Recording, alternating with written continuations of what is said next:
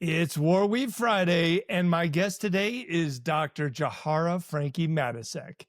We talk about the Gaza ceasefire, about the Colombia boat strike, about National Guard in Illinois, cockroach spies, and landing a large cargo aircraft on an aircraft carrier. Okay, let's go. Conflict, politics, military-industrial complex, technology, war.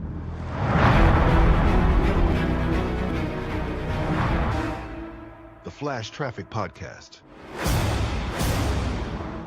Okay, War Week Friday.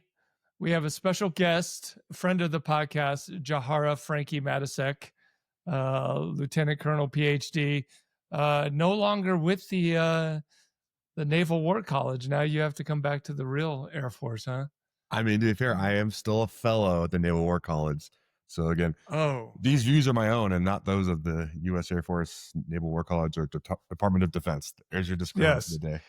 And Franky is in my living room. We tried to do it in the same place, and it turns out he is in my house, but we couldn't do it in the same room. So I'm in the study. He's in the living room, and we are going to war weave today because we have a lot of stuff to talk about war because there's tons of things going on this week. But first, I wanted to talk about this article in the New York Times, which I found extremely disturbing. And the title is Bluetoothing, blood sharing drug trend fuels alarming global HIV surge, end quote.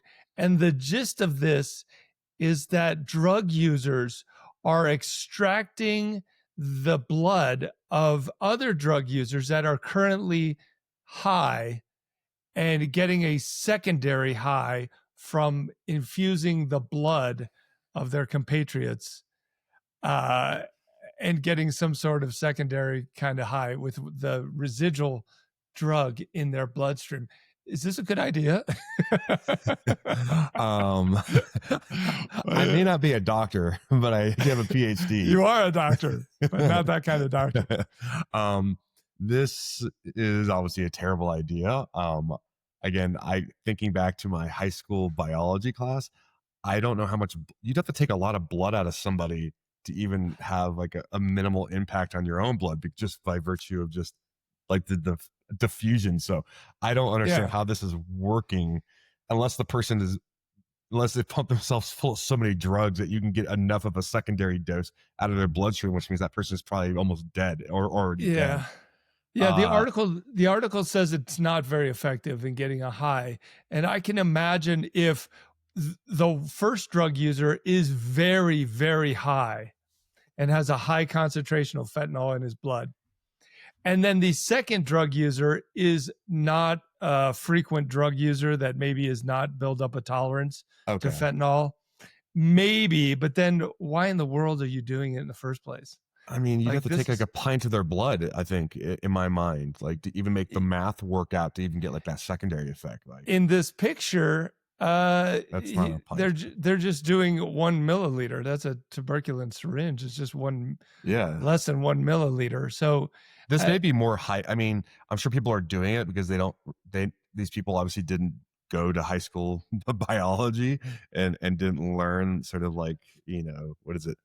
When you add more stuff to something, you dilute it. So doesn't everyone know just inherently that sharing needles is bad, and that's how you get HIV and hepatitis and all sorts of bad things?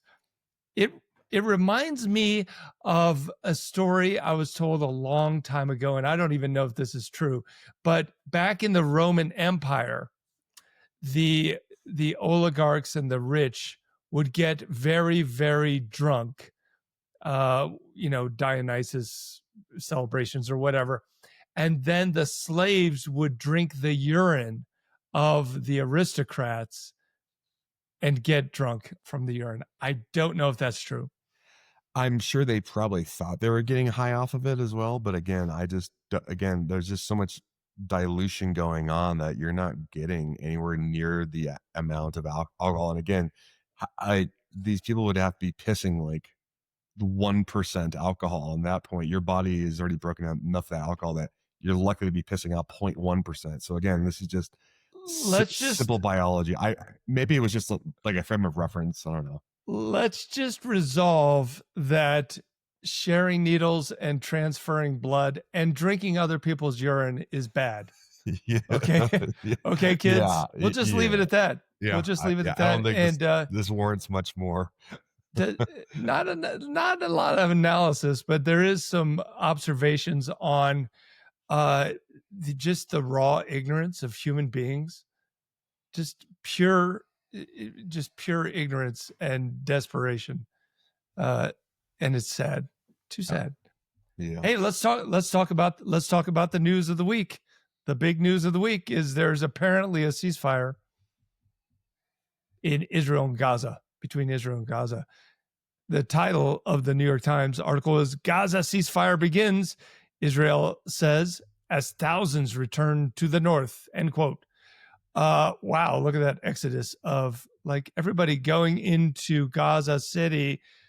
It's where are they going to live? What are they going to do? Who's going to take care of thousands of refugees going back into a bombed out city? I assume the Red Cross. I mean, there's some that looks like a lovely beach with some nice looking water there. It's a beautiful beach. That's Trump Towers is going right here on the right where those tents are. And the casino, which only non-Muslims will be allowed to play in, will be next to the hotel. And the Saudis will be allowed to play too, because Allah can't see over the Sinai into Gaza. That's right. Allah can't see. Just like what is it? Bahrain. That's right. Allah can't see over the bridge.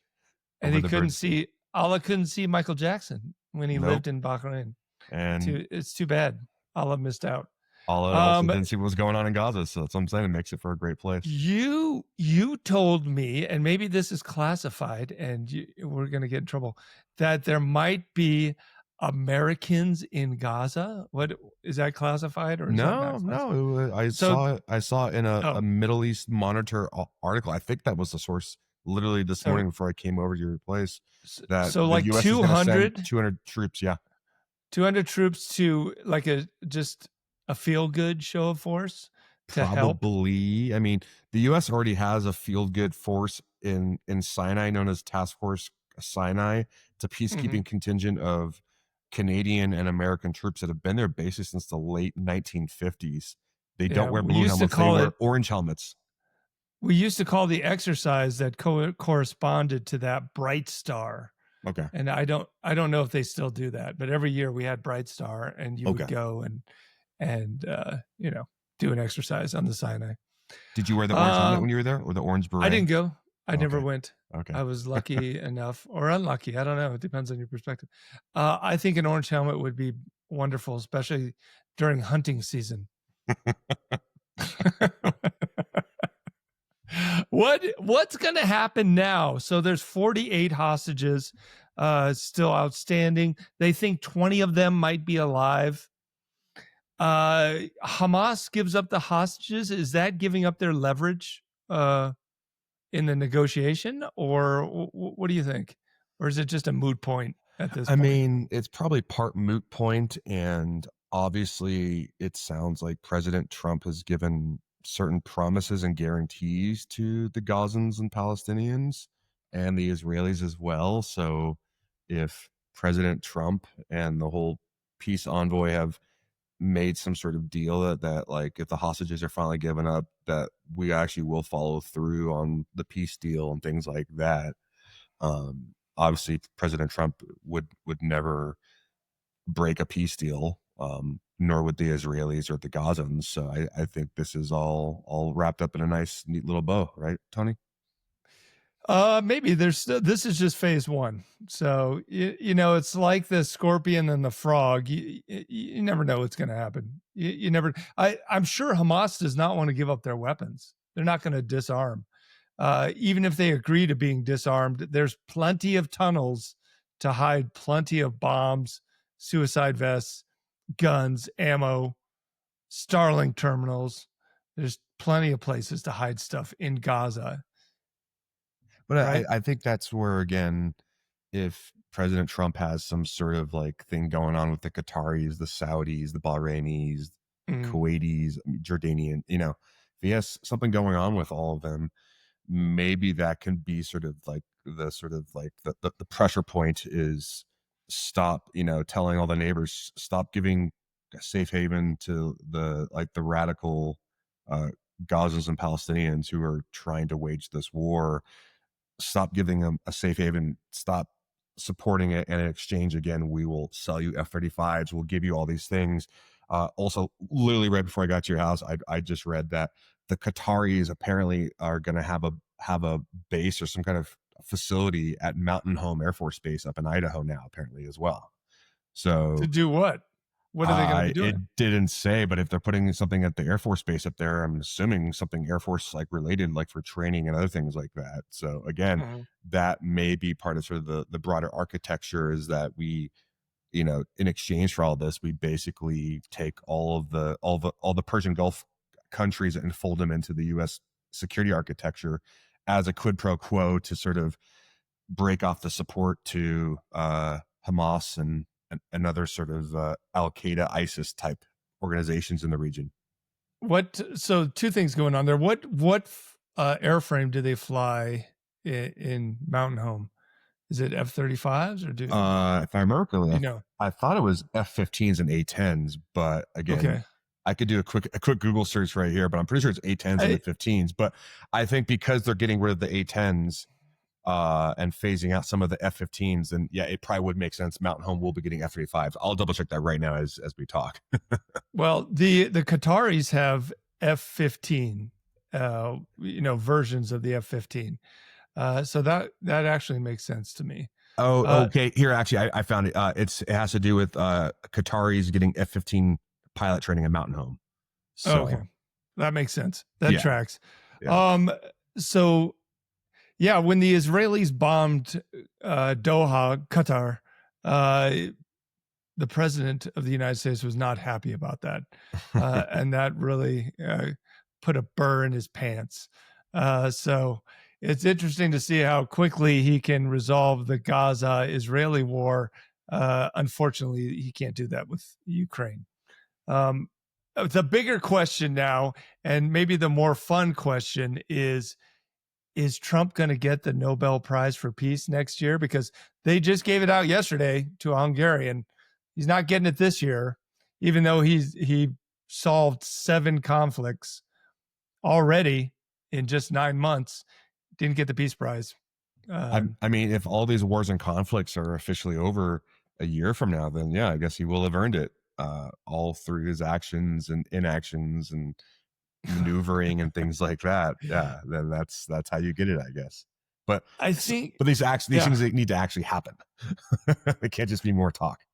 Well, I think the only way he could possibly get the Nobel Peace Prize is if he solves Ukraine sometime this coming year. If that happens, I think the committee will be basically forced to give him the Nobel Peace Prize, because right now I'm sure they're reveling in the idea of pissing Trump off by not giving it to him. And the best thing to do would be to give it to Nancy Pelosi next year. That's my prediction. Nancy Pelosi will be the winner of the Nobel Peace Prize after making a generous contribution to the committee. You know, You're silly. that would be awesome. Let's start a GoFundMe site for Nancy Pelosi, because she needs the money and she needs to be the Nobel Peace Prize winner. Do they still get $1 million? Do you know? Yeah, I think Is it a yeah, million? yeah. Yeah, I don't know if it's a million. I'm sure it's gone up because of inflation, but I know it has to do with the guy who invented TNT, and he put a Mm-hmm. huge endowment into it and things like that. Yeah. So yeah, I think you get around $1 million. Is it Alfred Nobel was the inventor of TNT? Yeah, I that think sounds so. about right. I might be making that up, but whatever. While we're on the Nobel Peace Prize, did you read the story of the guy who won the Nobel Prize this year for medicine? I think he shared it with two others, but he won the Nobel Prize for medicine, and he was on a camping trip in Wyoming, I think, or North Dakota, and he had no cell phone coverage, and he didn't learn about it for like a day and a half until he got back into range. And his wife is like, "Oh my God, I have 200 text messages." They were all congratulating him. Yeah, because you don't like the Nobel Peace Prize. There's not nominations, right? There's not a list of those that are nominated, so you don't know you're even in the running until they award it, and they don't tell you until they announce it. So you do not have any idea that you're going to win the Nobel Prize for any of the disciplines until they award it to you and announce it officially. So that's pretty crazy. Interesting. I did. Crazy story. I was unaware of that. Did they say what he won the Nobel for in medicine? Some studying human immune response, I believe. I was gonna say, I'm like, if it would have been for like, don't do the Bluetoothing blood sharing to get high technique, but like, damn it, we could have gotten that Nobel Prize. I know. Common sense recommendations gets you the Nobel Prize nowadays. Let's put out a study that says Bluetoothing blood doping is bad, because it is. Yeah. That's about all I got to say about the Nobel Prize. And I really hope that they continue to fuck with Trump and not get, because it makes him angry. He's like, he just wants one thing. He wants Jared Kushner. He wants two things. Jared Kushner to make a bunch of money on fake cryptocurrency, and he wants the Nobel Prize.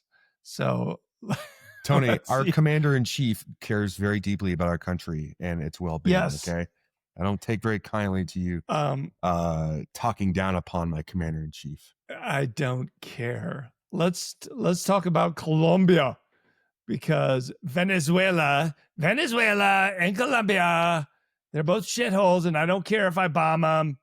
I don't care who gets bombed as long as we bomb somebody. So Colombia, the title of this article is, quote, "Colombia's president says boat bomb by the U.S.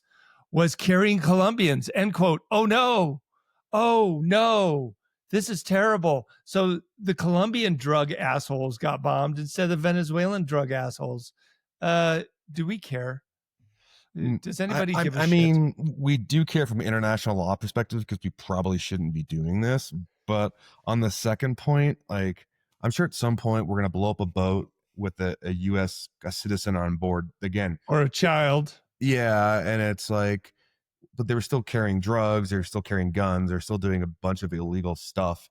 And I guess there's a certain level of deterrence and compellence here that we've made it very clear that we're going to just start blowing these things up. So everyone's now aware in the Caribbean that if you are drug running or smuggling or doing anything you shouldn't be doing, the U.S. is just unilaterally gone full Monroe Doctrine. We're going to blow you up now. We're no longer gonna, shoot out your engine and board you and take you,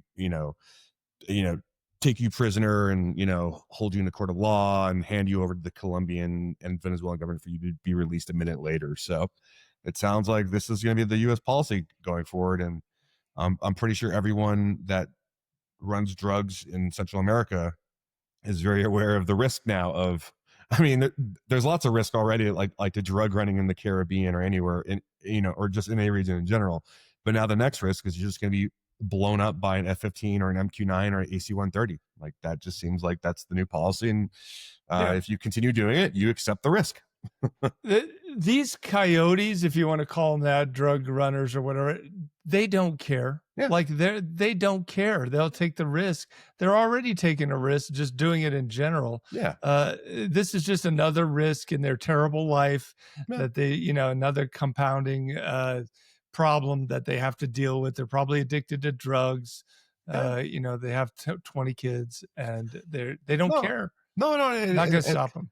No, that's the other unfortunate aspect is, let's just say we start blowing up one of these boats every day.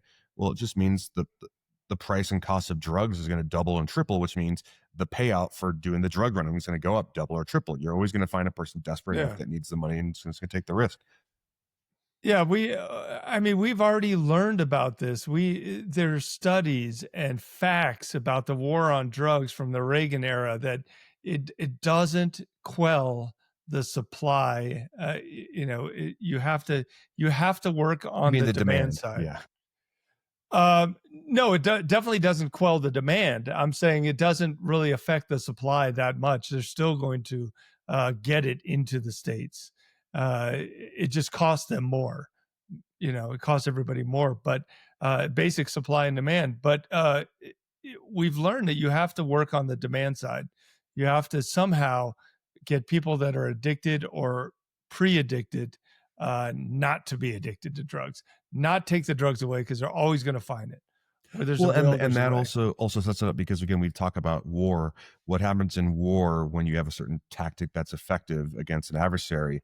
Well, the adversary gets a vote and changes their tactics as well. So what does this probably mean from like sort of like a warfare, evolve, adapt, countermeasures, adapt again, is it just means they're going to go more towards probably drones and submarines to avoid being, shot and blown up. It's just they're just going to try out like new tactics, and that's going to be even harder to adapt to. I mean, we're going to have to deploy a bunch of buoys and submarines and P3 P8s to go out there and try and track all the drug subs. Yeah, so submarines and drug smuggling has been around for decades. Yes, like many decades. It just means the technology for that's going to get even better. They'll figure out a way to go deeper, to be even more undetected, and just Yeah, that's the problem. Is these cartel drug submarines don't have the capacity to go deep enough to avoid superficial sonar and radar. So submarines have not been that effective. These low profile boats have been more effective. But maybe now the technology has come around where they can go deeper. The Ukrainians are already building submarines that are automatic, unmanned submarines in the Black Sea. So it's only a matter of time. It's also only a matter of time that the United States destroys one of these smuggling boats with women and children on it, because that is the next vile step in all of this. If you're a drug runner, you're going to blow up a boat. Okay, I'm putting kids on it. Now what are you going to do? You might do it once. That's it. So this thing is going to be short-lived. I think in the next month, we're going to see a boat with a bunch of kids on it, and hopefully they don't blow it up. But maybe mistakes will be made, Yeah. Pete Hegseth was really big when we destroyed the first Venezuelan drug boat on saying that we had exact intelligence. We knew exactly who was on that boat, exactly what they were carrying. And lo and behold, 1 month later, we blow up a boat carrying Colombians and probably cocaine, not Venezuelans and whatever they smuggled, fentanyl. Right. Yeah. I mean, how many times have in both of our 20 years of service, you've heard about an MQ-9 strike, or, like a Pred strike. And, in one of these drone strikes in Afghanistan or Pakistan, they're like, the intelligence was 100%. And then you find out like, no, you blew up a wedding. Yeah, there was 2 bad guys there, but you hurt and killed a bunch of other people at a wedding. Like, yeah. If we use the Israeli TTPs, the TTP seems to be now, if there is a terrorist or opponent presence in the group, that group is fair game. And don't forget the other thing that we also did during the Afghan war was we just said that, like, well, we're not killing kids; these are just military-aged males. So you can also just redefine like the standards of a combatant or a drug runner. So, yeah, I mean, and also, I mean, end of the day, just like the United Nations, international law is dead. No one cares about international law anymore. It's basically it's no longer a real thing. We used to all say it mattered, and we used to care about it and act like it mattered. It's pretty clear no one cares about international law. It doesn't matter.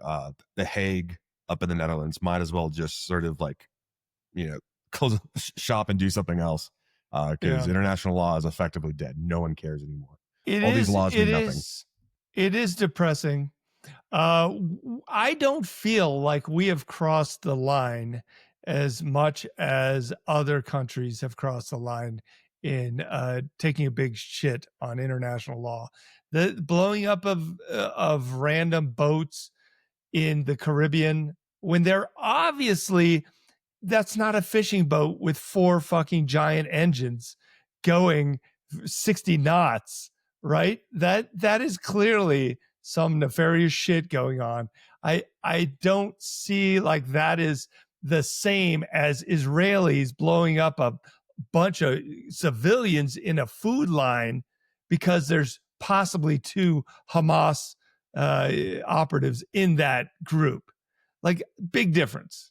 Again, I'm just going to go back to 2003 invasion of Iraq. International law said that was very illegal. So that's pretty much the apex and epitome, the peak of the U.S. not caring about international law. It's kind of ebbed and flowed, obviously, under different administrations since 2003. But it's as far as I'm concerned, this international law stuff is effectively dead. It's dead in the water. It doesn't matter anymore. Well, you know, necessity has always defined how we respect international law. And if necessity says we need to take this out, or we need to invade Afghanistan or Iraq, however we define necessity, that subsequently defines how we respect international law, which is usually we'll do whatever we want because we're the sole superpower. Well, yeah, I always love to tell always tell my students at the Naval War College, like, hegemon's gonna hegemon. So obviously, like the U.S. Navy, because I was teaching there, they always, all the officers would always talk about, like, well, we do subscribe to UNCLOS, right? Like the laws of the sea. We're not treaty to it, but we try to follow it to the max extent possible. And then there's times that we go, no, it's in the best interest of the U.S. to not follow UNCLOS in this, certain situation, like turning off your AIS or something like that, Right. What is it called? UNCLOS? UNCLOS, yeah, the United Nations. What does that mean? I forget what the C stands for, but it's the law of the sea. Okay. The law of the sea. UNCLOS. So that UNCLOS. Yeah. That defines if you're a pirate or not a pirate. Turning off what is the navigational beacon called? It's called AIS. So yeah. So sorry, the United Nations Convention on the Law of the Sea, UNCLOS. Okay. And yeah, the AIS is is basically like your transponder for the maritime domain, just like in the Air Force or just airlines in general, or any plane in general. You have to have an IFF.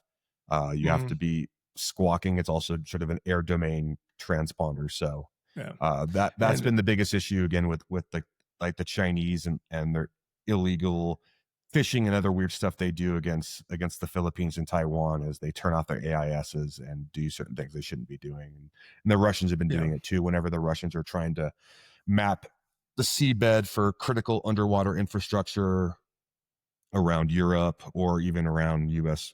shores, they'll turn off their AIS. And a lot of that doesn't really matter anymore now, because there's enough satellites in orbit that you can track everything and use AI to be like, oh, this AIS turned off. Well, now I know to look at this object that just turned off this AIF, because the AIS, because the object hasn't physically disappeared. You can still see it. So you just use like satellites to track stuff now. So I can see that exactly what you said, that if you're tracking boats with AIS and it goes off, then you can just cross queue satellites to view that sector of the ocean or whatever, and just track it that way. It's interesting. Hey, one of the interesting things in this article is that it said that most of the world's cocaine comes from Colombia still, and we pumped $12 billion into planned Colombia in the last 12, 15 years. It was over 20 years. Over 20 years, yeah. I mean, it was an outrageous amount. Yeah. And did not make a difference. Didn't make a difference in cocaine production. But the article also said that most of the world's fentanyl comes from Mexico. So when do we bomb Mexico? That's my question. So that's hard to do too, because I know 2nd SFAB, so that's Security Force Assistance Brigade, they are doing cooperative military activities with the Mexican army now. So there's a lot of collaboration going on. Yes, it is a bad look when the U.S. is blowing up citizens from other neighboring countries in Latin America. So I would say if we've already been doing all this security assistance cooperation with the Mexican military, the Colombian military, then the question becomes, why aren't we having them blow up these boats or do the actual law enforcement task of taking these people in? And of course, we've all seen enough of Sicario and other drug movies to know that, unfortunately, a lot of the militaries and security services in these countries, not to say they've been infiltrated, but in many cases, a lot of the security personnel, they're under duress because they're basically told by the local mafia, you will let this drug shipment pass or we will burn down your house with your family in it and we'll kill every relative and friend of yours. And there's enough precedence of them doing this to other people that you kind of have no choice in that situation, unfortunately. Yeah, I mean, first of all, Sicario is absolute nonfiction. We should reference that. But it is awesome, and it definitely goes in the war movie list for Flash Traffic podcast. But it's just common sense when you have such strong motivation to go along, to get along, or your family gets their heads cut off. I mean, there's no way to stop that. You can't stop that because institutional wise, it's just like America. It's not like America pre-ICE, where if you were corrupt, there's a chance that you would be incarcerated. It's not like that. It's the Wild West. Yeah, and honestly, the unfortunate part of this is the only way you actually solve that or get around that problem is you basically have to take all of the security services and their family and relatives, and you have to put them all on bases and protect them and basically sort of create enclaves within the society. That's actually really bad long term because now you're creating sort of a special like Praetorian class of people where the military and the police all have to live on basically, and their families all have to live on these safe compounds because you're trying to defeat the drug lords. And so that's also kind of bad for your democracy in general as well, because you're creating a big wall, in your society between the protected and the protecting and the protectors. Yeah, I mean, it goes back to everything really boils down to protection versus freedom. Yeah. And you can lock down a society. You could lock down Mexican society and you could expose everyone for everything, but you have no freedom. You have nothing but protection. And, societies and countries and the world, nobody really wants that. They don't want to die. They don't want to be a stooge for the drug cartels. But, hey, sometimes you don't have a choice. And when you have a country that is so inherently corrupt, like Mexico, on your southern border, do you think you're going to be able to quell the flow of fentanyl ever? No, there is no alternative. Do we invade Mexico? I mean, even that would be ineffective. No. Like there's nothing you can do about it. The fentanyl is going to come in, and when they invent another drug that's even worse, it's going to come in. You just got to stop people from wanting that drug or taking that drug, because if they want it, they're going to get it. So, war on drugs, thanks to Nancy Reagan, we've figured out it doesn't work at all. Let's talk about the National Guard, another big deal. I am unsure at this point, are they actually in Chicago? Because the title of this article from yesterday's New York Times is Federal Judge Temporarily Blocks National Guard Deployment in Illinois, end quote. So the Texas National Guard was supposed to deploy to Illinois, to Chicago, to sweep the streets and pick up the garbage in the parks, because that's what they do. But now I don't know if they actually got there or not. So Eh, they eh, did actually get there. That's why you saw the viral photos of a few beefcake National Guard guys getting off, and people joking that that looks more like task force deep dish pizza than it does an actual proper National Guard deployment.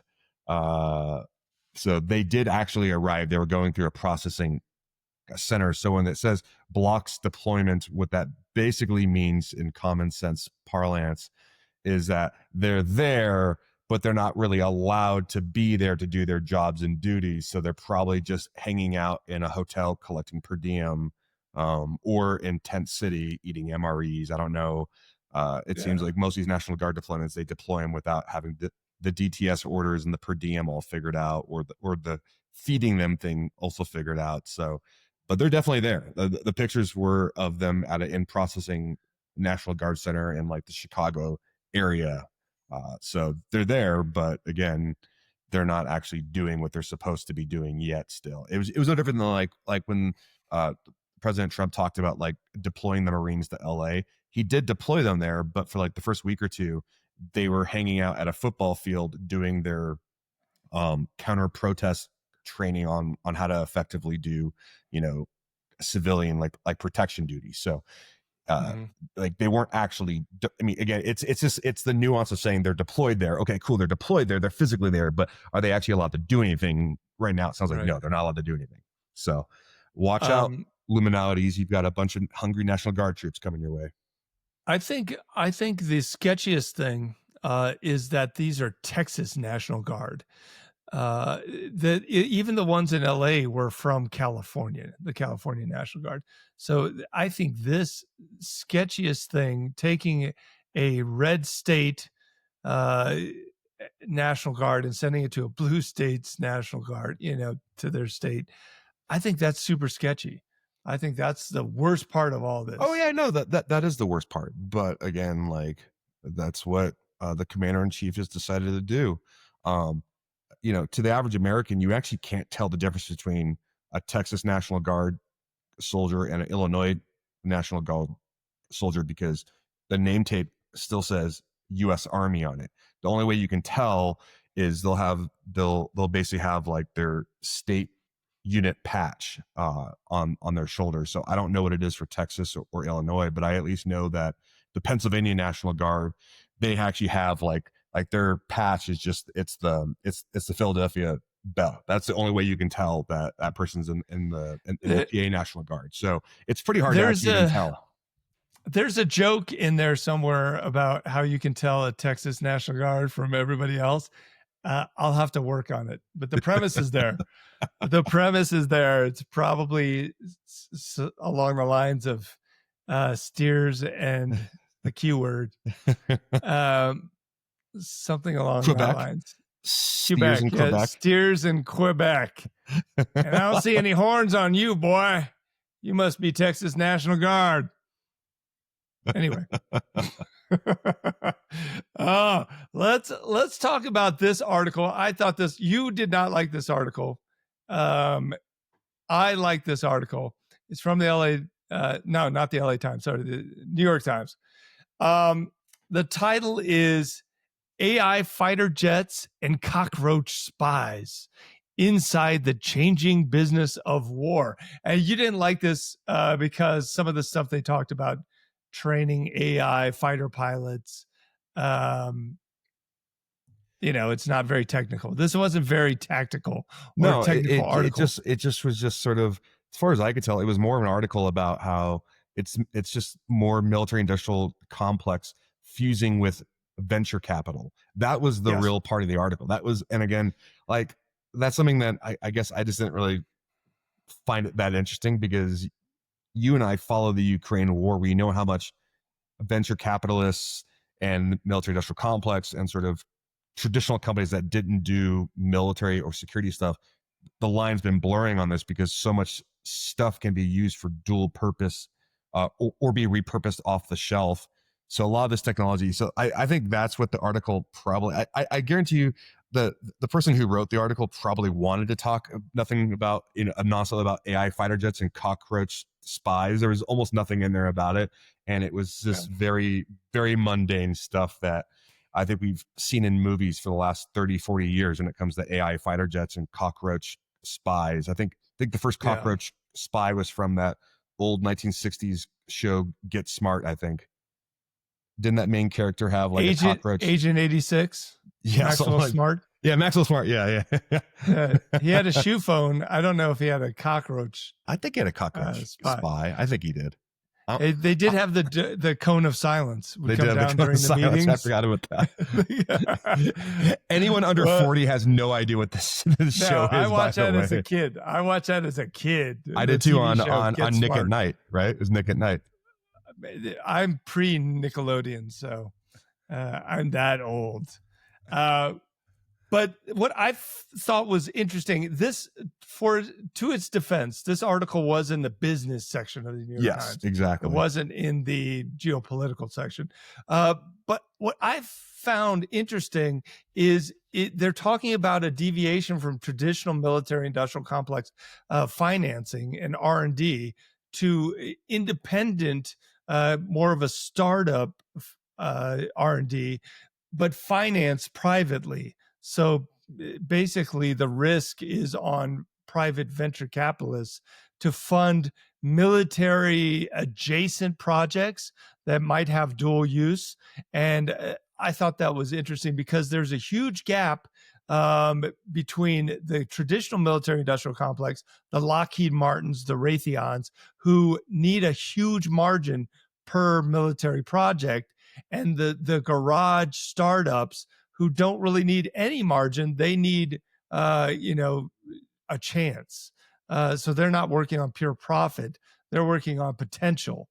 And so I thought this was interesting that there seems to be a shift towards getting away from the big primes, as we call them, to these little startups. And these little startups are funded by private venture capital versus going back to the big primes and being sub on some other project. So although it's weak on, what's actually happening with the technology, I thought the interesting part of this was the funding mechanism is starting to evolve. And that kind of dovetails with a small couple $1 billion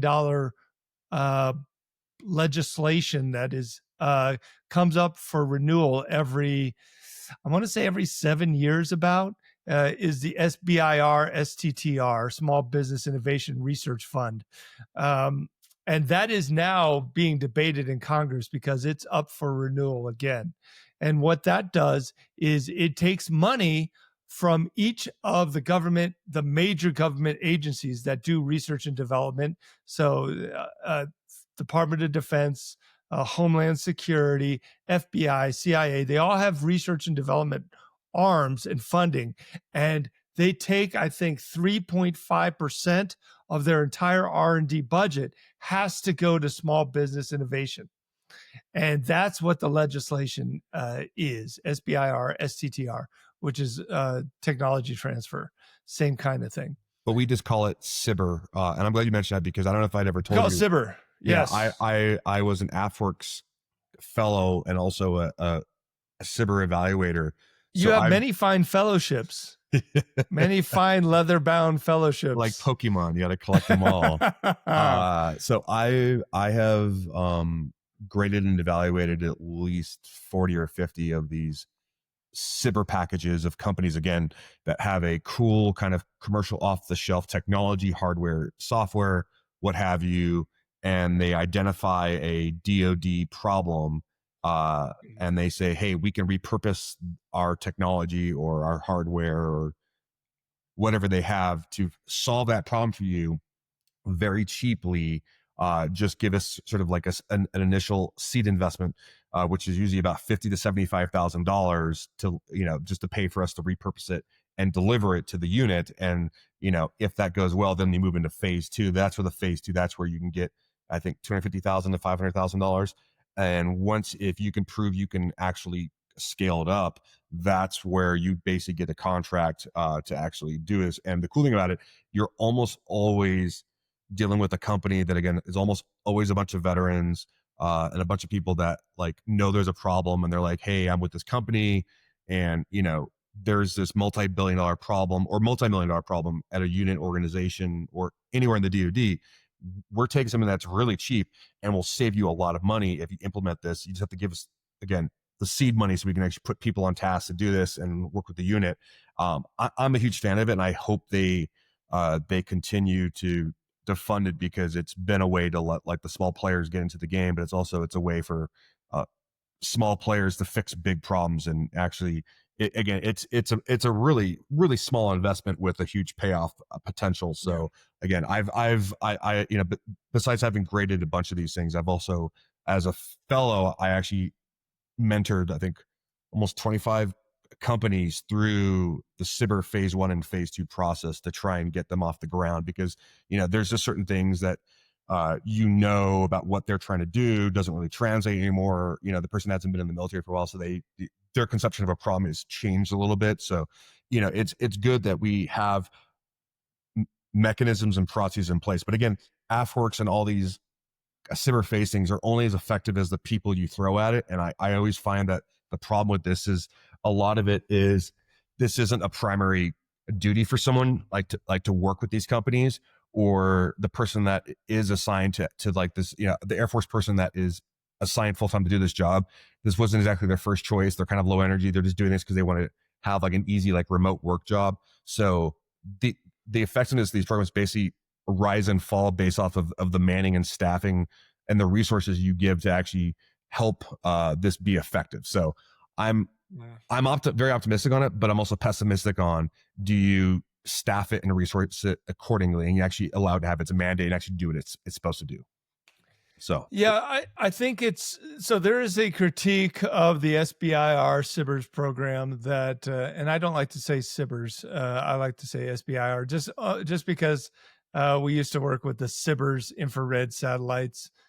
We call those SBIRS, but SBIR, there is a critique that there are firms there called SBIR mills that do nothing but apply for SBIR grants, get SBIR grants, and just repeat. Okay, yeah, there are some firms that understand the process, and yeah, I wouldn't call it taking advantage. They're just very familiar with the process, and so they submit things that their packages look really good because they've done it a lot. And so, yeah, they get selected more than, the small garage firm who's never applied for SBIRS, doesn't really know military lingo, doesn't know what the problem set is, doesn't know what the command is looking for. That being said, each services kind of do SBIRS differently. And some services will just put out general topics. Like this year, the Army's looking for directed energy. That's one of the topics. I believe, at least when I was doing SBIR stuff, the Navy did it the best. The Navy's topics were very specific. They needed an inertial guidance system that did XXX on a submarine, and it had to, their specific requirements were very narrow, whereas other services are like, we just want high altitude. We just want whatever you got in directed energy. Okay. And then the Navy would use SBIRS to solve a very specific problem. Now, the implied use of SBIRS, I don't think it's in the legislation, but I think the implied use is that this is also going to be commercially dual use. So one example is those little robot vacuums. That was a SBIRS program. I can't remember the name of the company, but the little round things that go Roombas. around. Yeah, Roombas. That was originally a SBIRS granted company on robotics, and then they spun it off into what we know today. annoying, ineffective little robot vacuums. But so what was the dual use like, because whenever I see those things, I always think I'm like, what if that Roomba thing was actually a moving landmine? That's what I always hoped a Roomba would become. A moving landmine, and then it spins around. It's got like guns, and it spins around and shoots. I always wanted it to be a Roomba, or I guess a Roomba with a mine on it would have to be called like a Moomba. Or a Boomba. There we go. Boomba. Give us money, Roomba. We just trademarked and patented the Boomba. That's right. We did the hard part, which is the marketing. The R&D and the development and the deployment of the weapon system. That's easy. Wouldn't that be awesome? Came up with the hard part. Just thousands of little Boomba mine-laden Roombas that have rugged tracks going towards the Russian trenches. Yeah, and they're just playing, and they're just playing like, you know what? And they'd have to have like a theme song. It'd have to be like Sicario. It'd have to be that, you know, that very ominous song they play in Sicario near the end. I do not. But I think something by Britney Spears would be better. And then the Ukrainians already have that. Like, they have little baby robots that carry TM-62 landmines. Into but it'd be really cute if it was a Roomba bunker. and we called it a Boomba. It would, yeah, that's the point. That's the real important point. Yeah, it's the marketing.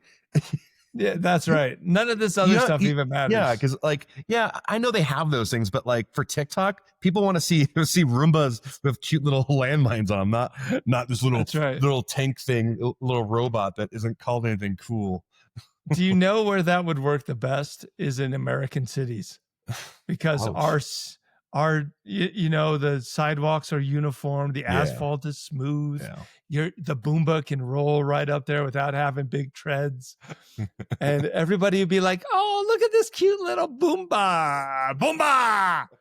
Surprise, bitch! You just got Boomba'd. You got Boomba. Quick, go to the website Boomba.com and pay $20 on GoDaddy. This is the easiest commercial off the shelf idea. You put a landmine on top of the Roomba, because the Roomba is the same size as a landmine. The Boomba. Boomba. It is. We need to patent this, because we've just done all the work.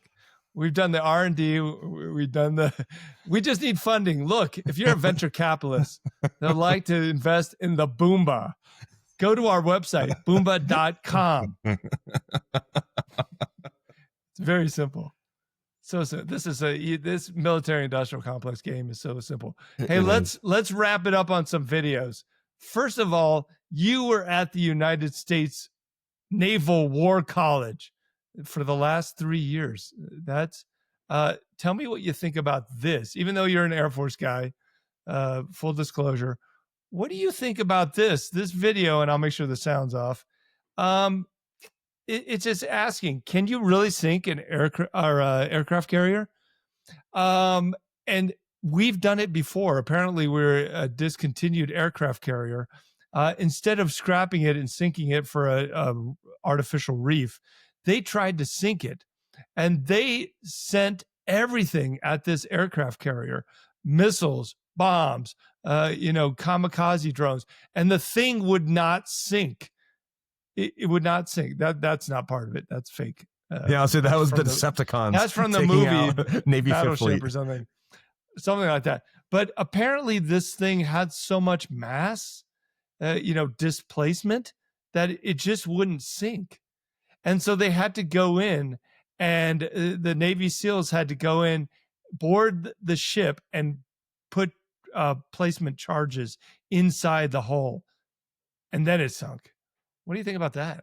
Floating air bases. They're built to... So full disclosure, I still have never been on a U.S. Navy boat.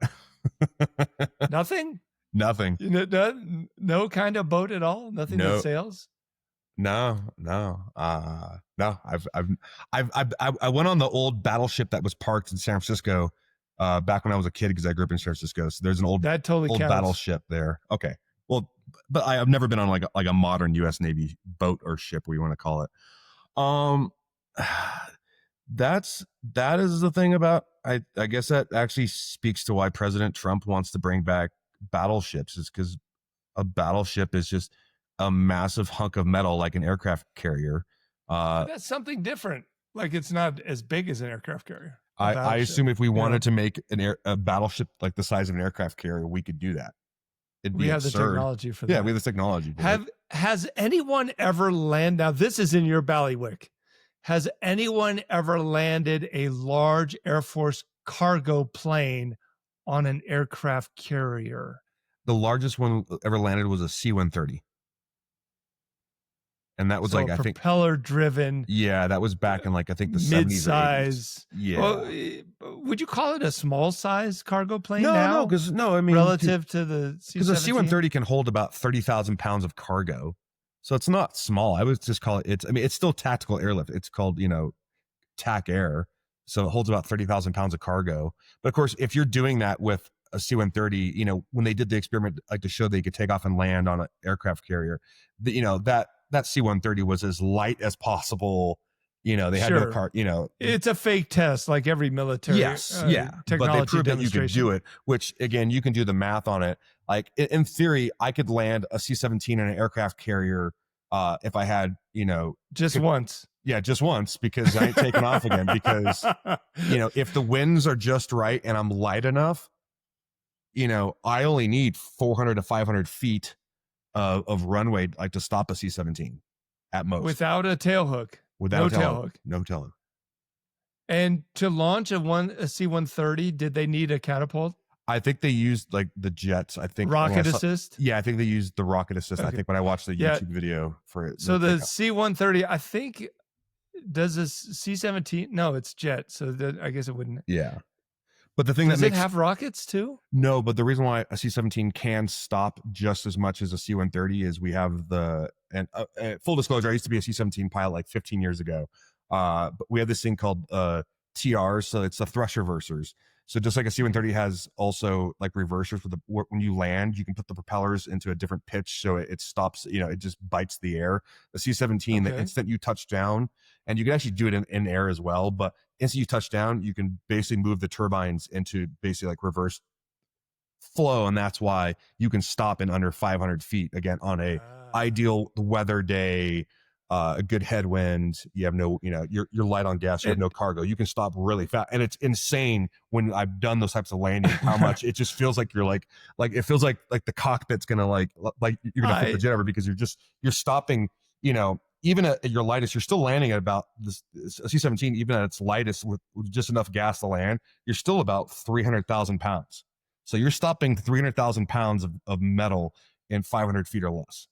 I don't want to ride on that plane ever again if it does do something like that. I feel like that plane has been compromised. Is there in the cockpit the button that reverses the turbines? Is it enclosed in a thing where you have to lift the thing and it has a big red button? It's reverse. No, it's actually it's the throttles. The throttles you just pull the throttle. You pull them back to idle, and then once you get to idle, there's sort of this weird lip gate that you have to pull it up. Yeah. And then once it gets there, then you can go full max reverse. So whenever a car, you have to push down on the gear, a manual transmission, you have to push to get in reverse a little bit. Yep. It's kind of like that, I guess you could say. Yeah. And we're one of the few airplanes in the world where we're allowed to actually activate that in flight. So if you ever seen a video of a C-17 doing a 20,000 foot per minute descent, we're able to do that because we can go to idle and then put the thrust reversers to idle, and we basically become like a flying brick, and we can drop at 20,000 feet per minute, and that's where you're almost like this. And then at the end, what do you just pull up?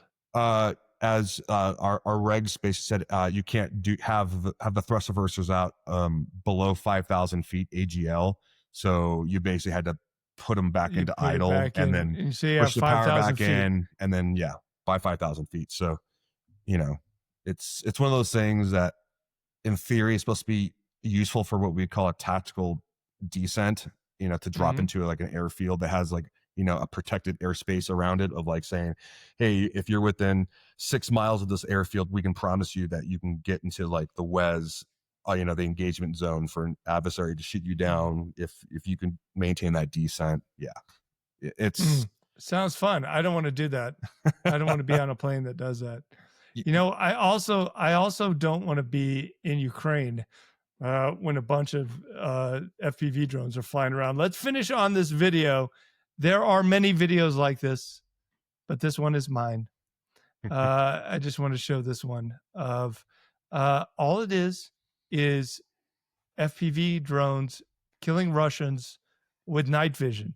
And the unique thing about this, or the thing of note here, is in the beginning of this war, the Ukrainian army didn't even have night vision. Maybe the SSO, the special forces guys had it. Maybe the Alpha guys had it, but the regular army did not have it. Now, even the cheapest Chinese FPV drones have night vision ability. So you cannot even walk at night. You can't go anywhere during the day, during the night, and you're going to get killed. This is where we are in this war. It's come this far where technology, it's cheap. It's from China. It's night thermal. You know, there you go. These guys are not having a good day. This guy just decided to sleep there. And if any venture capitalists are listening, this could be a Boomba video in the future. That's right. If you invest in us. We can put night vision on the Boomba and just roll it around. Look at that guy. He just accepted his fate. It was actually saying there's a lot of those. A few kills prior was interesting. You could see they were actually using like the drone buster gun. So it's like a big microwave gun. The microwave gun? He was pointing it in the wrong direction. And the night vision FPV obviously hit that guy that was using like the drone blaster gun. Yeah, we don't see a lot of those. Actually, in the interview with Ryan O'Leary that we did, I did a couple of days ago, we talked about that. And he's like, no, we don't see that because, you know, it's got to be broadband. You know, it's got to do a bunch of frequencies. It's got to have a lot of power. The chances of you being on the right frequency with the right power with a microwave gun and being able to point it at a drone that's flying 120, 130 kilometers an hour right at your face. Nah, not going to happen. Not a thing. Just doesn't exist. There's a lot of bullshit technology, but the Boomba is not one of them. The Boomba. Invest now. That's right. Bye. I will be contacting the Roomba Corporation to sponsor the podcast. And maybe we'll get next time you see this office, I'm going to have a bunch of Roombas on the floor because I will be a sponsoree of Roomba, and it's going to be bliss. It's going to be bliss. Hey, that was What We Friday with special guest Franky Jahara Matisek, or Jahara Franky Matisek, either way. Let the audience see the tank top thing you have on there, because I've got well, this is the old tank top. Gat on a unicorn. So I've got the Founding Fathers, America Fuck Yeah, and Franky has the cat with the Glock. No, it's not a Glock. It's a 50 cal Desert Eagle. That's what I said. Oh, a Desert Eagle. The Sorry. cat with the Gat on a unicorn breathing fire. Yeah, that's because it's War We Friday. And you have to wear a tank top whenever Franky comes around. Next time, this is my old tank top. I'll get a new one, something interesting for next time. But yeah, for sure. Hey, have a good weekend. Good podcast. Good chat. Talk to you later. Bye-bye. Ciao.